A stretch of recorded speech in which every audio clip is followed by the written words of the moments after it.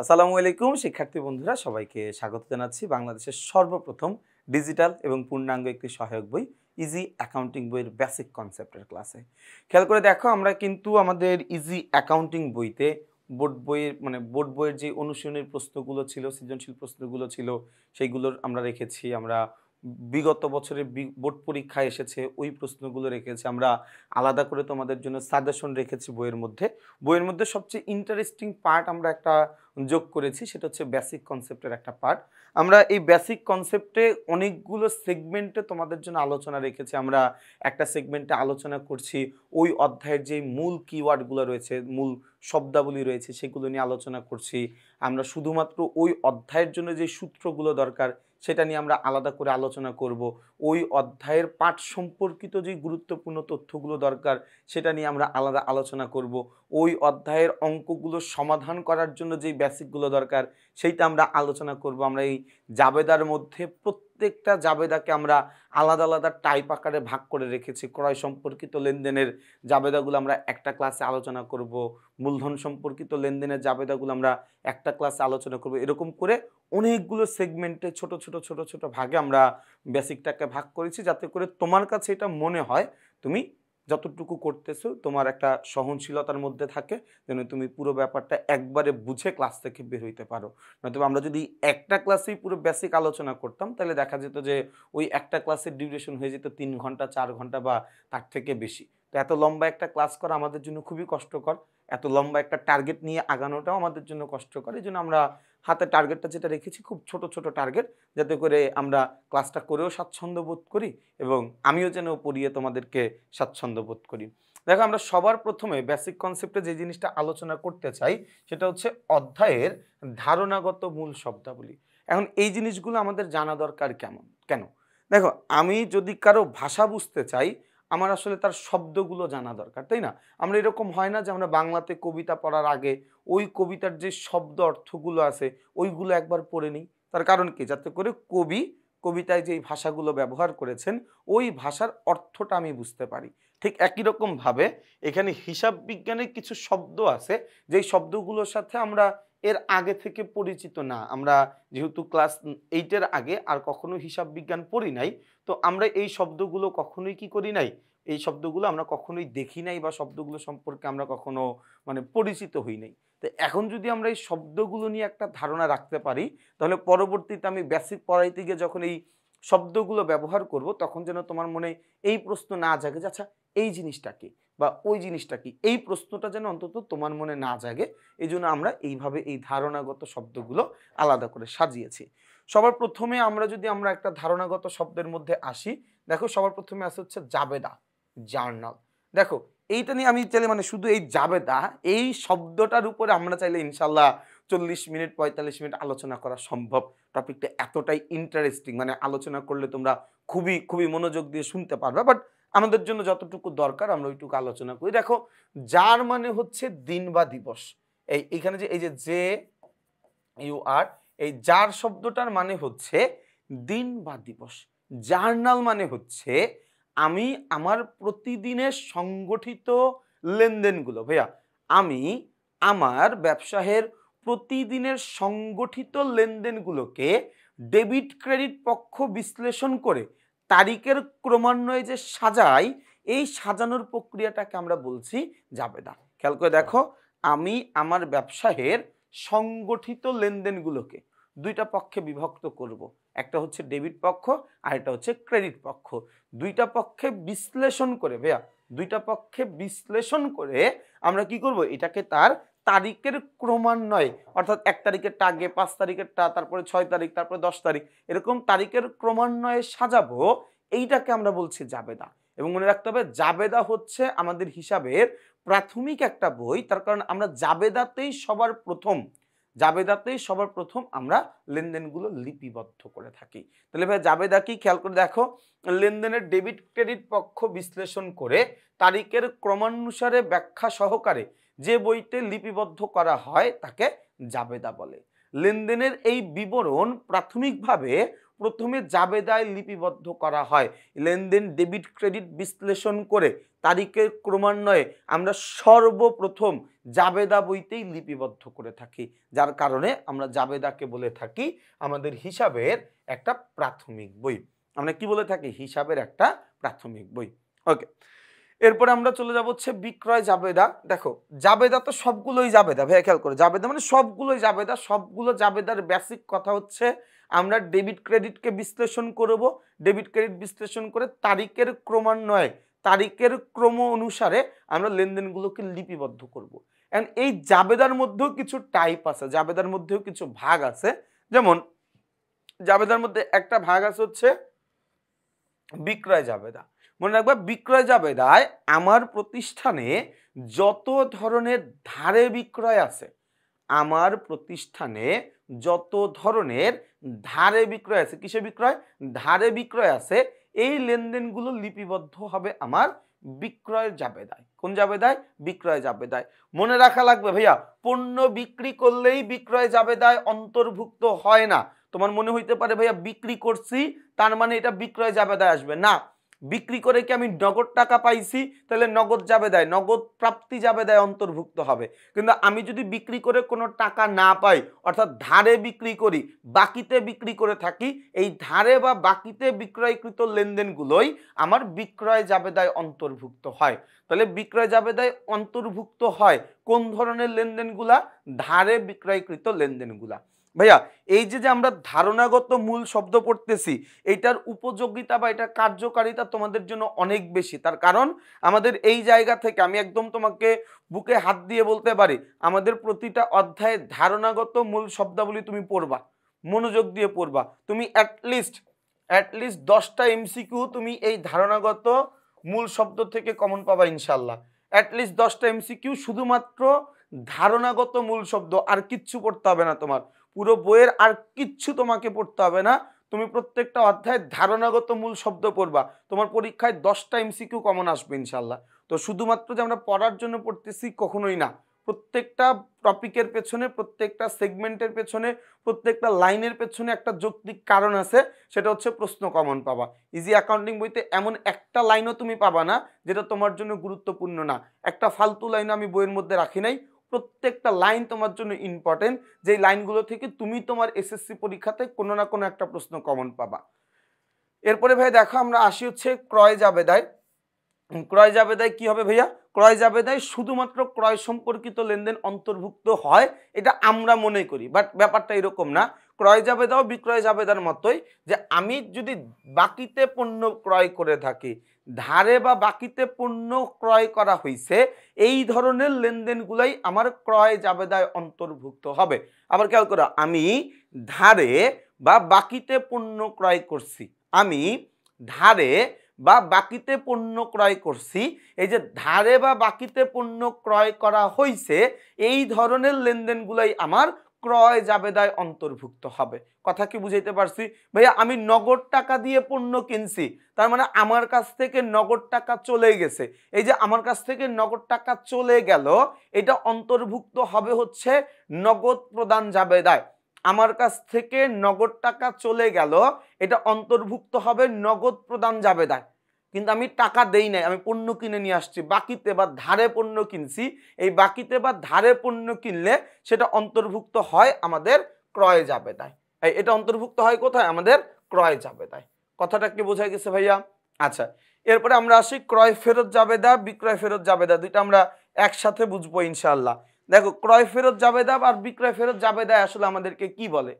ক্রয় ফেরত এবং বিক্রয় ফেরত জাবেদায় আমাদেরকে বলে, আমি যেই পণ্যটা ক্রয় করছিলাম কিন্তু বাকিতে, হিসাব বিজ্ঞানের মতে নগদ টাকায় পণ্যদ্রব্য কিনলে ওইটাকে আমরা ফেরত দিতেও পারি না, ওইটা আমরা ফেরত নিতেও পারি না।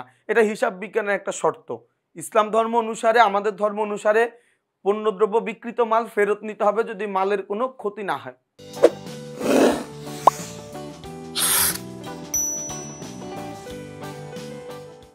তা আমাদের ইসলাম ধর্ম অনুসারে আমাদের কি করা উচিত? বিকৃত মাল অবশ্যই ফেরত নেওয়া উচিত। যদি মালের কোনো ক্ষতি না হয়, মালের কোনো ড্যামেজ না হয়, তাহলে মাল অবশ্যই ফেরত নিতে হবে। এটা আমাদের ইমানি দায়িত্ব। তবে আমরা যদি হিসাব বিজ্ঞান পড়তেছি, হিসাব বিজ্ঞানে আমাদেরকে কোনো একটা কিছু শেখাইতে চাচ্ছে, সেটা হচ্ছে ভাই আমি যদি বাকিতে পণ্যটা ক্রয় করি বা বিক্রি করি, তাহলে আমি ওই পণ্যটা কখনো ফেরত দেইও না, ওই পণ্যটা কখনো আমি ফেরত নেইও না। তাহলে বিক্রয় ফেরত বা ক্রয় ফেরত আমি তখনই দিতে পারবো যখন বাকিতে কৃত, বাকিতে কেনা বা বাকিতে বিক্রয় করা পণ্যদ্রব্যগুলো আমার পছন্দ মতো না হয়, আমার চাহিদা মতো না হয়, আমার নমুনা মাফিক না হয়, আমাকে যদি নষ্ট বা ভেজাল পণ্য দিয়ে দেয়, তাহলে এই জিনিসগুলো আমরা আমাদের কাছে রাখি না। এটা আমি যার কাছ থেকে কিনছিলাম তারে ফেরত দিয়ে দেই, যে আমার কাছে বেচছিল আমি তার কাছে ফেরত দিয়ে দিই। এই যে বাকিতে কৃত পণ্যগুলো, বাকিতে ক্রয় করা পণ্যগুলো যখন আমি ফেরত দিয়ে দিচ্ছি, এটা ক্রয় জাবেদা। বাকিতে বিক্রি করছিলাম, এই পণ্যগুলো যখন আমার কাছে ফেরত আসে, সেটা হচ্ছে বিক্রয় জাবেদা। খেয়াল করো, আমি বাকিতে কিনছিলাম, ওই জাবেদাগুলা যদি, ওই পণ্যটা আমি যদি ফেরত দিয়ে দিই, তাহলে এটা ক্রয় ফেরত জাবেদা। আমি বিক্রি করার পরে আমার কাছে ফেরত আসছে, আমি বিক্রি করার পরে আমার কাছে ফেরত আসছে, এটা হচ্ছে আমার জন্য বিক্রয় ফেরত জাবেদা। তার মানে এই যে আমি 4টা জাবেদা নিয়ে তোমাদের সাথে কথা বললাম, এই 4টা জাবেদার মূল শর্ত হচ্ছে লেনদেনগুলো হইতে হবে বাকিতে, লেনদেনগুলো হইতে হবে ধারে। কথা কি বোঝা গেছে ভাইয়া? ওকে, এইটুকু যদি আমরা বুঝে থাকি, তারপরে আমরা তাহলে চলে যাব হচ্ছে নগদ প্রাপ্তি নগদ প্রদানে। নগদ প্রাপ্তি নগদ প্রদান, এরা এদের নামের সাথেই খুব ভালো মিল খায়। নগদ প্রদান জাবেদা, ক্যাশ পেমেন্ট জার্নাল।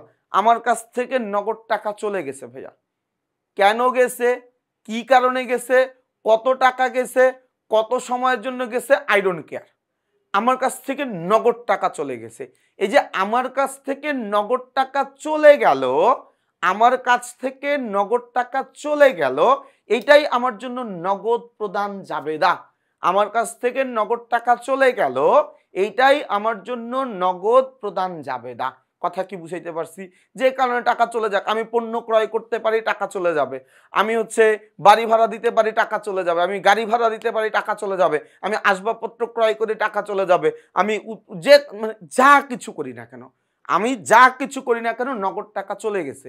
এই যে নগদ টাকা চলে গেছে, এটাই আমার নগদ প্রদান জাবেদা, এটাই আমার নগদ প্রদান জাবেদায় অন্তর্ভুক্ত হবে। নগদ প্রাপ্তি জাবেদাও ঠিক একই, ক্যাশ রিসিপ্ট জার্নাল, এটাও ঠিক একই জিনিস। আমি নগদ টাকা পাইছি, ভাইয়া খেয়াল করো, আমি নগদ টাকা পাইছি, পণ্য বিক্রি করে নগদ টাকা পাইতে পারি, দেনাদারের কাছ থেকে নগদ টাকা পাইতে পারি, উপভাড়া পাইতে পারি, বিজ্ঞাপনের বিনিয়োগের সুদ পাইতে পারি, যে কিছু থেকে আমি নগদ টাকা পাইতে পারি। আমি নগদ টাকা পাইছি, আমি নগদ টাকা পাইছি, তার মানে এটা নগদ প্রাপ্তি জাবেদায় অন্তর্ভুক্ত হবে। আমি নগদ টাকা পাইছি, তার মানে এটা আমার নগদ প্রাপ্তি জাবেদায় অন্তর্ভুক্ত হবে। কথা কি আমি বুঝাইতে পারছি ভাইয়া? এই কথা কি বুঝাইতে পারছি কিনা আমাকে বলিও। এরপরে দেখো ভাইয়া, প্রকৃত জাবেদা, সাধারণ জাবেদা ও প্রকৃত জাবেদা একই অর্থ বোঝায়, দুইটার মিনিং আসলে একই।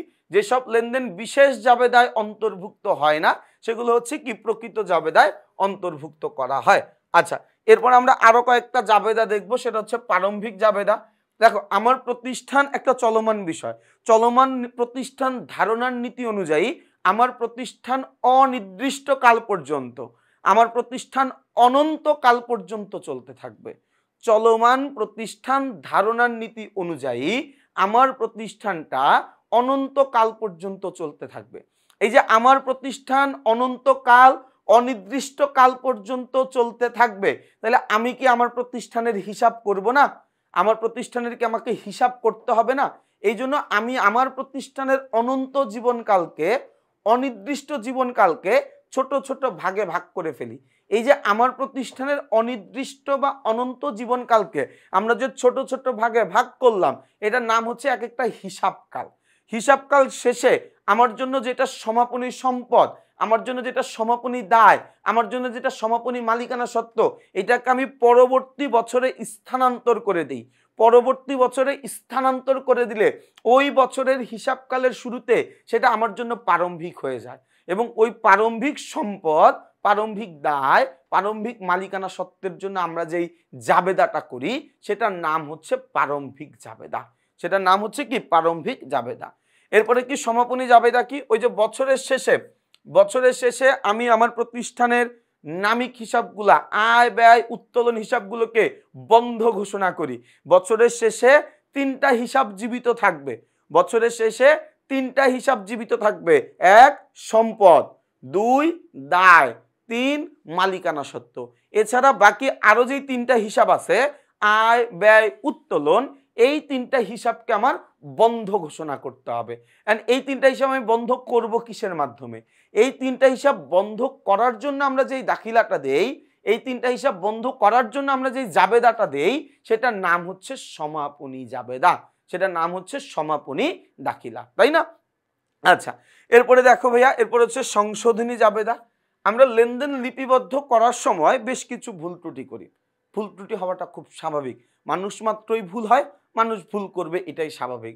এখন হিসাব বিজ্ঞানের একটা নিয়ম হচ্ছে আমি কাটাছেড়া করতে পারবো না। অর্থাৎ তুমি মনে করো এখানে লিখলা 10,000, লিখে না এটা ভুল হয়েছে, এরপর আবার লিখলে এখানে 1,000, হবে না, এটা করার কোনো সুযোগ নাই। তার কারণ এইরকম যখনই এরকম চান্স তুমি রাখবা, তখনই তোমার হিসাবে একটা জালিয়াতি, একটা চুরি, একটা অবৈধ একটা সুবিধা নেওয়ার সুযোগ তৈরি হয়। এই জন্য এরকমটা কখনো করা যাবে না।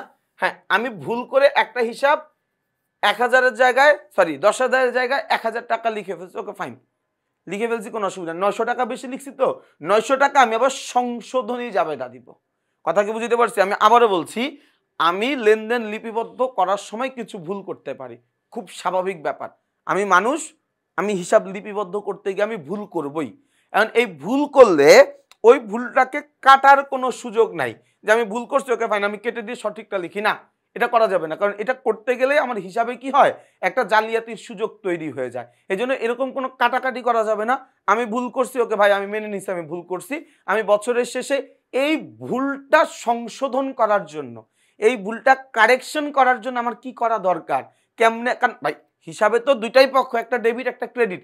তোমার আলটিমেট গোল কি? ডেবিট আর ক্রেডিট দুইটাকে সমান করা, ডেবিট আর ক্রেডিট দুইটাকে কি করা? সমান করা।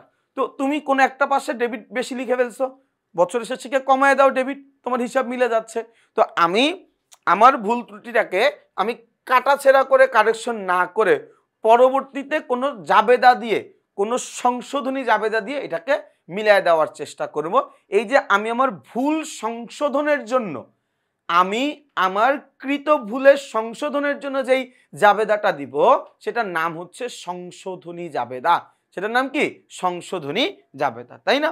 আচ্ছা, এরপর দেখো সমন্বয় জাবেদা কি ভাইয়া। এরপর একটু খেয়াল করো সমন্বয় জাবেদা বলতে আমরা কি বুঝি ভাইয়া। সমন্বয় জাবেদা, আমাদের হিসাব বিজ্ঞানে আমরা আসলে বকেয়ার ধারণার নীতিতে বিশ্বাস করি। আমাদের লেনদেনটা আমরা দুইটা পদ্ধতিতে লিপিবদ্ধ করতে পারি, একটা বকেয়ার ধারণার নীতি, আর একটা হচ্ছে কি আমাদের জন্য নগদ ধারণার নীতি। বকেয়ার ধারণার নীতি আমাদেরকে বলে যেখানে আমি শুধুমাত্র নগদ টাকার ধারণার নীতি বা নগদ ধারণার নীতি আমাকে বলে আমি নগদ টাকা পাইছি বা নগদ টাকা দিছি, অর্থাৎ নগদ টাকার আদান প্রদান ঘটছে, এমন লেনদেনগুলোই আমার লিপিবদ্ধ হবে, বাকি কোনো লেনদেন আমি লিপিবদ্ধ করব না। নয়কার না, দন্ত নয়কার না। কিন্তু বকেয়ার নীতি আমাকে বলে যে না ভাই, আমার লেনদেন সংগঠিত হয়েছে মানেই সেটা আমাকে লিপিবদ্ধ করতে হবে। আমি নগদ টাকা দিলাম কি নিলাম না, এটা আসলে আমার জন্য মুখ্য বিষয় না। তো এই যে বকেয়ার ধারণার নীতি অনুযায়ী যদি আমার কোনো কিছু বকেয়া থাকে সেটাকে যোগ করতে হয়, যদি কোনো কিছু অগ্রিম থাকে সেটাকে আমাকে বিয়োগ করে দিতে হয়। বকেয়ার ধারণার নীতি অনুযায়ী যদি কোনো হিসাবের বকেয়া থাকে সেটা আমাকে যোগ করতে হবে, যদি কোনো কিছু অগ্রিম থাকে সেটা আমাকে বিয়োগ করতে হবে। এবং এই বকেয়া অগ্রিমের খেলাটা খেলা হয় আয় এবং ব্যয়কে নিয়ে। আমার কিছু কিছু আয় বকেয়া থাকতে পারে, কিছু কিছু আয় আমি অগ্রিম গ্রহণ করতে পারি, কিছু কিছু ব্যয় আমি অগ্রিম প্রদান করতে পারি, কিছু কিছু ব্যয় আমি অগ্রিম গ্রহণ করতে পারি। এই যে আমি অগ্রিম নিলাম, বকেয়া রাখলাম, বকেয়া থাকলে যোগ করতে হয়, অগ্রিম থাকলে বিয়োগ করতে হয়। এই যে আমি বকেয়া অগ্রিম নিয়ে কাজ করতেছি, এই কাজ করার ফর্মালি নাম হচ্ছে সমন্বয় জাবেদা। আমার বছরের যে আয় বা ব্যয়বাচক হিসাবগুলো রয়েছে সেগুলোর যে বকেয়া অগ্রিমের যে একটা ঝামেলা, এই গ্যাঞ্জামটা মিটমাট করি আমরা কিসের মাধ্যমে? এই গ্যাঞ্জামটা আমরা মিটমাট করি হচ্ছে আমার সমন্বয় জাবেদার মাধ্যমে। কিসের মাধ্যমে? সমন্বয় জাবেদার মাধ্যমে। অন্যান্য জাবেদা এটা তোমরা এমনি বুঝবা, বাট্টা নিয়ে আসি, বাট্টা বা ডিসকাউন্ট। ভাইয়া বাট্টা কাকে বলে? বাটটাকে আমরা আরেক নামে বলতে পারি ছাড়। বাটটাকে আমরা আরেক নামে বলতে পারি ছাড়। দেখো বাটটাকে মূলত দুই ভাগে ভাগ করা যায়। বাটটাকে মূলত দুই ভাগে ভাগ করা যায়, একটা কারবারি বাট্টা, একটা নগদ বাট্টা। আমরা এটা আলোচনা করব। বাট্টা বলতে মূলত আমরা একটা ছাড়কে বোঝাই। যখন আমার যত টাকা পরিশোধ করা প্রয়োজন, যখন আমার যত টাকা পরিশোধ করা প্রয়োজন, ওই টাকা থেকে আমি যতটুকু অংশ ছাড় পাচ্ছি ওইটাকে আমি বাট্টা বলি। বাট্টা মানে ছাড়, ছাড় মানে ডিসকাউন্ট, এটা আমরা সবাই বুঝি। বাট্টা কত প্রকার বললাম? দুই প্রকার, একটা হচ্ছে কারবারি বাট্টা, আরেকটা হচ্ছে নগদ বাট্টা। কারবারি বাট্টা কাকে বলে ভাইয়া? এই কারবারি বাট্টা খেয়াল করো, আমি পণ্যদ্রব্য ক্রয় বিক্রয়ের সময় যেই টাকাটা ছাড় দেই বা ছাড় নেই সেটা হচ্ছে আমার জন্য কারবারি বাট্টা। আমি পণ্যদ্রব্য ক্রয় বিক্রয় করার সময় যেই টাকাটা ছাড় দেই অথবা যেই টাকাটা ছাড় নেই সেটাকে আমি বলি হচ্ছে কারবারি বাট্টা। কি বাট্টা বলি? কারবারি বাট্টা বলি। যেমন মনে করো আমি একটা প্যান্ট কিনতে গেলাম, দোকানদারে জিজ্ঞাসা করলাম যে মামা এই প্যান্টের দাম কত? দোকানদার বললো মামা 1000 টাকা। আমি তারে বললাম যে 1000 টাকা না মামা, 700 টাকা যদি হয় তাহলে দেন, নয়তো আসসালামু আলাইকুম। এটা বলে আমি হাঁটা শুরু করলাম। দোকানদার বললো কি মামা আসেন আসেন আসেন, নিয়ে যান নিয়ে যান। তার মানে কি, আমি এই প্যান্টটা কেনার সময় ইনস্ট্যান্ট কত টাকা ছাড় পাইলাম? ইনস্ট্যান্ট আমি 300 টাকা ছাড় পাইলাম। কত টাকা ছাড় পাইলাম? 300 টাকা ছাড় পাইলাম। আবার এইরকমও কিন্তু হয়, অনেক অনেক সবগুলোতে দেখবা ওরা বলে যে আপনি যদি 3000 বা তার উপরে শপিং করেন তাহলে আপনাকে আমরা 10% টাকা ছাড় দিব। আপনি যদি 3000 বা তার অতিরিক্ত টাকার শপিং করেন তাহলে আমি আপনাকে 10% টাকা ছাড় দিব। তো মনে করো আমি তার দোকান থেকে 4000 টাকা শপিং করলাম, তাহলে শর্ত মোতাবেক সে আমাকে 10%, তার মানে 400 টাকা ছাড় দিবে। তো এইটা আমার জন্য কারবারি বাট্টা। আবার অনেক দোকানে দেখবা অফ থাকে, বলে দেয় যে এই মাসে, এই জানুয়ারি মাসে, এই ফেব্রুয়ারি মাস, এই ডিসেম্বর মাস আমাদের যে কোনো পণ্যের উপরে 25% অফ, এই বছরে বা একটা নির্দিষ্ট সময় বলে 10% অফ। তো ওই টাকাটাও কিন্তু আমার জন্য কারবারি বাট্টা। মোট কথা হচ্ছে আমি পণ্যদ্রব্য ক্রয় বিক্রয়ের সময় ছাড় পাইছি, যেভাবেই পাই না কেন, যেভাবেই পাই না কেন আমি পণ্যদ্রব্য ক্রয় বিক্রয়ের সময় টাকাটা ছাড় পাইছি, এটার নাম হচ্ছে কারবারি বাট্টা। এটার নাম কি? এটার নাম হচ্ছে কারবারি বাট্টা। কথা কি বোঝা গেছে ভাইয়া?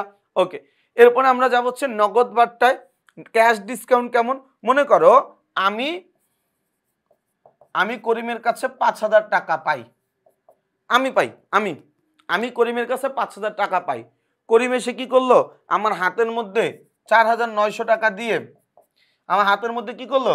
এরকম করে আসলো, এসে আমার হাতের মধ্যে এরকম করে কি করলো? টাকা ভাঁজ করলো, ভাঁজ করে 4900 টাকা আমার হাতে দিয়ে এরকম করে দিয়ে বললো উজ্জ্বল ভাই যা দিছি দিছি, আর কোনো কথা বলিয়েন না, আপনি আর কোনো কথা বলেন না। আমি বলতেছি তুমি আমার হাতটা ছাড়ো, আমি দেখি কত দিছো। না ভাই যা দিছি দিছি, আর কোনো কথা বললেন না। তখন ও এটা বলে তো চলে গেছে। আমি যখন এটা খুলে দেখলাম যে ফাজিল লোক আমারে 100 টাকা কম দিয়ে গেছে। এখন তুমি আমারে বলো এই 100 টাকার জন্য তো তার সাথে কি আমি ঝগড়া করতে পারবো না, মারামারি করতে পারবো না। তার মানে কি, আমি না চাইতেও আমার তাকে কি করা লাগছে? 100 টাকা ছাড় দিতে হয়েছে কিনা? মাঝে মাঝে এইরকম হয় যে আমি জানি যে আমার কিছু দেনাদার আছে, পিছলা মানে কি, যে এ বেটা আমার টাকা দিবে না, টাকা নিয়ে ঘুরাচ্ছে। এখন কি করবো? বাকিতে মাল বেচা ফেলছি তার কাছে, মারামারি করার তো সুযোগ নাই, তাই না? তো তখন আমি তারে বললাম যে ভাই আমি তো 10,000 টাকা পাই, আল্লাহর ওয়াস্তে আমার টাকাটা দেন আপনি। ওই লোক বলতেছে ভাই টাকা নাই, দিতে পারবো না, এখন পারতেছি না। আচ্ছা নিয়েন আপনি, লাল শুক্রবারে আইসেন, ফেব্রুয়ারি মাসের 31 তারিখে আইসেন। এরকম করে আমার একটু 9-6 করতেছে, বলতেছে রাঙা শুক্রবারে আইসেন, মানে টাকা না দেওয়া ধান্দা যেটারে বলে আর কি। আচ্ছা দিবনে, বেতন পায় নেই, এটা করে নেই ওটা করে নেই, এরকম করে ঘুরাচ্ছে। তা আমি তো তার মতলব বুঝে গেছি। আমি তার তখন একটা ইনস্ট্যান্ট অফার দিতে পারি কি, আচ্ছা ঠিক আছে ভাই আমি তো 10,000 টাকা পাই, আপনি আমরা 8,000 টাকা দেন তাইলেই হবে। এই যে তাকে একটা অফার দেওয়া, যদি তার মনের মধ্যে একটা ওটার কি বলে শুভ বুদ্ধির উদয় হয়, তখন সে চিন্তা করলো আচ্ছা ঠিক আছে 2000 টাকা তো ছাড় পাচ্ছি, ঠিক আছে দেন, দিয়ে দিলাম। তার মানে ওইখানে আমার 2000 টাকা ছাড় দিতে হইলো। ঠিক একই রকম ভাবে আমিও কারো না কারো কাছ থেকে টাকা ছাড় পাই। সোজা কথা, দেনা পাওনা নিষ্পত্তির সময় ভাইয়া, দেনা পাওনা নিষ্পত্তির সময় যেই টাকাটা ছাড় দেওয়া বা যেই টাকাটা ছাড় নেওয়া হয় সেটাকে আমরা বলি হচ্ছে নগদ বাট্টা। দেনা পাওনা নিষ্পত্তির সময় যেই টাকাটা আমরা ছাড় দেই অথবা যেই টাকাটা ছাড় নেই সেটাকে আমরা বলি হচ্ছে নগদ বাট্টা। কি বলি? নগদ বাট্টা বলি, তাই না? আচ্ছা, এরপর হচ্ছে বকেয়া খরচ। আমার যেসব খরচ চলতি বছরে সংগঠিত হয়েছে, যে কোনো একটা খরচ সেটা সংগঠিত হয়েছে আমার এই বছরে, কিন্তু এটার মূল্য পরিশোধ করছি আমি ভিন্ন কোনো একটা বছরে গিয়ে মূল্য পরিশোধ করব। যেই বছরে খরচ হয়েছে ওই বছরে যদি মূল্য পরিশোধ না করি, যেই বছরে ব্যয়টা সংগঠিত হয়েছে ওই বছরে যদি এটার ব্যয় আমি পরিশোধ না করি, তাহলে ওইটা আমার জন্য একটা বকেয়া খরচ। তাহলে ওইটা আমার জন্য একটা বকেয়া খরচ। কথা কি বোঝা গেছে ভাইয়া? এই কথা কি বোঝা গেছে কিনা আমাকে বলিও। ওকে, তাহলে বকেয়া খরচ এই পর্যন্ত আমরা বুঝলাম। আর দুইটা জিনিস বুঝবো আমরা এখানে। অগ্রিম খরচ মানে কি? আমি এখনো সুবিধা পাই নাই, এখন আমার কাজ করে না, আমি টাকা দিয়ে দিছি। আমি টাকা দিয়ে দিছি, মনে করো আমি তোমারে বললাম যে ভাই তুমি এক কাজ করিও, তুমি আমার জন্য এই এই কাজটা করে দিও। তো তুমি কাজ করবা পরে তো আমি তোমার টাকা দিব, তাই না? আমি কি করছি, আগেই টাকা দিলাম, ধরো নাও টাকা, তুমি রাখো, কাজটা করে ফেলো। তাহলে আমি সুবিধা গ্রহণ করার আগেই টাকা দিয়ে দিচ্ছি, তাহলে এটা আমার জন্য একটা অগ্রিম খরচ, প্রিপেইড এক্সপেন্স বলে এটাকে। কি বলে? প্রিপেইড এক্সপেন্স বলে। ওকে, এরপর দেখো বিক্রয়ের শর্ত। বিক্রয়ের শর্ত দ্বারা বোঝায় যে মূল্য পরিশোধের সময়টাকে বোঝানো হয়। এইরকম দেওয়া আছে, মানে কি, আমি যদি 10 দিনের মধ্যে টাকা পরিশোধ করি তাহলে আমি 2% টাকা ছাড় পাবো, এবং আমাকে 30 দিনের মধ্যে অবশ্যই টাকাটা শোধ করতে হবে। কি বোঝাচ্ছে? বোঝা গেছে ভাইয়া? এইটা 2/10 নিট 30, এটা মানে বোঝায় আমি যদি 10 দিনের মধ্যে টাকা শোধ করি তাহলে আমি 2% টাকা ছাড় পাবো। নিট বলে যেই সময়টা বলা থাকবে ওই সময়ের মধ্যে আমাকে টাকাটা অবশ্যই পরিশোধ করতে হবে, অবশ্যই পরিশোধ করতে হবে। কথা কি বোঝা গেছে ভাইয়া?